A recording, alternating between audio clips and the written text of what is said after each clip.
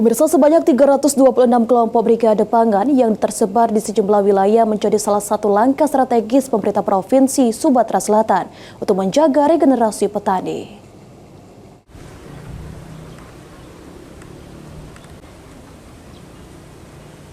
Sebagai langkah strategis jangka panjang guna menjaga eksistensi sebagai daerah lumbung pangan nasional, pemerintah Provinsi Sumatera Selatan tengah gencar mendorong regenerasi petani.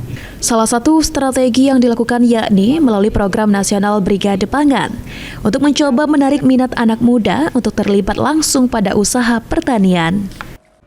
Kelompok Brigade Pangan ini mendapat bantuan pemerintah senilai 3 miliar rupiah per 200 hektar lahan dalam bentuk alat dan mesin pertanian seperti traktor roda 2 dan 4, pompa, dan combine harvester. Kepala Dinas Pertanian, Tanaman Pangan, dan Hortikultura Sumatera Selatan, Bambang Pramono, mengungkapkan, pemerintah sudah membentuk sebanyak 326 kelompok brigade pangan yang tersebar di sejumlah wilayah seperti Oku Timur, Banyuasin, dan Ogan Ilir. Yang paling tinggi terbentuk Brigade Pangan Sumatera Selatan, yang sudah MOU, sudah dibentuk, itu ada 326, yang sudah operasional itu 306.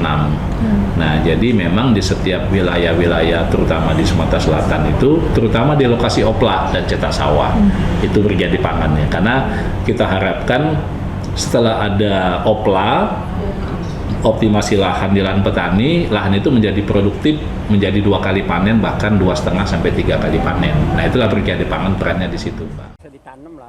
Data Dinas Pertanian, Tanaman Pangan, dan Hortikultura mencatat lebih dari 60% dari total sekitar 1,2 juta petani aktif di Sumatera Selatan. Saat ini berusia di atas 45 tahun, di mana kondisi ini dikhawatirkan akan memicu krisis tenaga kerja pertanian dalam beberapa dekade mendatang. Tim Liputan, PAL TV.